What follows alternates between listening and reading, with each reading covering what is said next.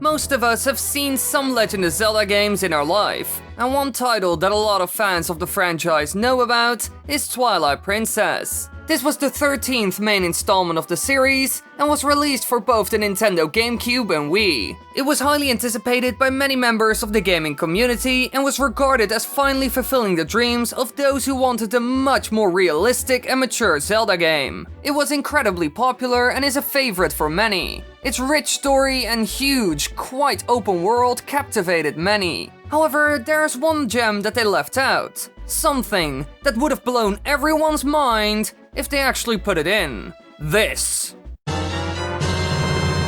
That's enough. We will get back to that weird being in a bit. Now, as you could have guessed, what you just saw was a special form for the Gorons. That's never used at all. In Twilight Princess, Gorons primarily populate Death Mountain and are slightly different in appearance than previous versions. They have a strong interest in sports of strength, most importantly sumo wrestling. Now in the final game you go to their main base but encounter a problem. There is something wrong and they want to keep it a secret. They have been keeping outsiders from their trail, so anyone who dares to trespass would be knocked back by a Goron guard. In the game you need to get the iron boots, make your way through, get to their leader, and defeat him in a sumo wrestling match. Here and there you need to deal with Gorons and also use them to get to the top of the mountain. Now, this is where our Super Goron comes in, because it could be that it was supposed to appear during this part of the game. The being is called Goron Golem B Go, and is very strange for sure.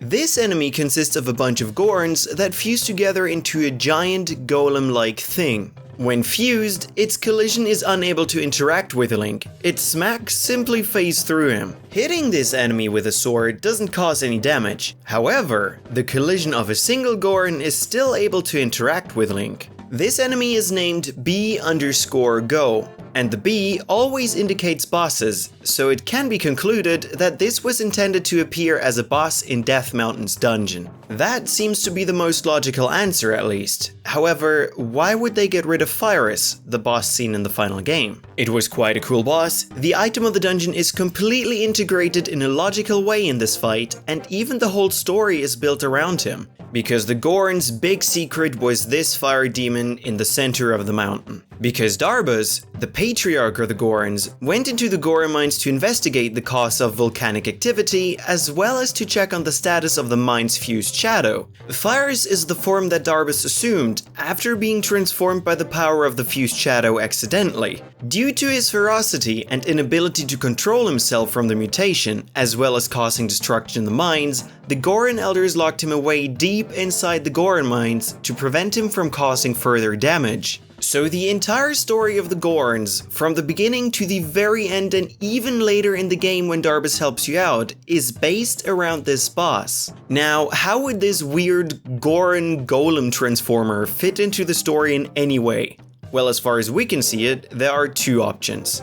Number one, this was all a big test to see if the Fyrus concept could work out. It's a huge being that runs around after all, so maybe they wanted to know if it could work before actually making it all. The main reason for this being a possibility is the overall shape and animations of the Goron Golem. It has the same stubby walking animation and seems to do the same swipe punches as the final boss Fyrus. So maybe this Goron form was a way of testing that, and also for the developers to have some fun doing so.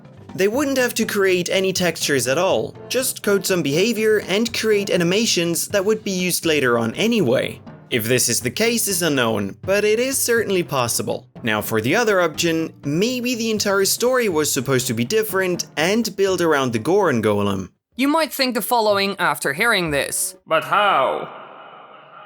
Well, maybe when Darbus went into the mine, he took a small party of Gorons with him. The mine is filled with monsters after all. And instead of only taking Darbus, it could be that the fused shadow took over an entire group, creating this golem. If this was the case, then the story would be fine for the most part. However, this option isn't very likely. It's quite underwhelming and looks very unprofessional. It just screams beta, so Nintendo would never put it in for real. However, it's certainly an option, but a very unlikely one. Now, weirdly enough, it was also seen in the files of Twilight Princess HD.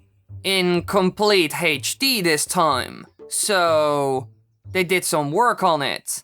Or they left in the behavior and just worked on the Gorons. We aren't exactly sure, but it's certainly odd. Now the chances of us ever seeing this abomination of a being again is small. It was quite a weird thing in the files. Besides that, we have never, ever seen the Gorons do anything like this. And it isn't very fitting for them, to be honest. So let's hope that we never have to see this weird thing again. Thank you for watching, I hope you enjoyed. Do you want to watch more? Of course you do. Click those annotations. Subscribe. Why didn't you click the bell? Why don't you follow me and Ricky on Twitter? There are a lot of questions. Please answer them for me. Help.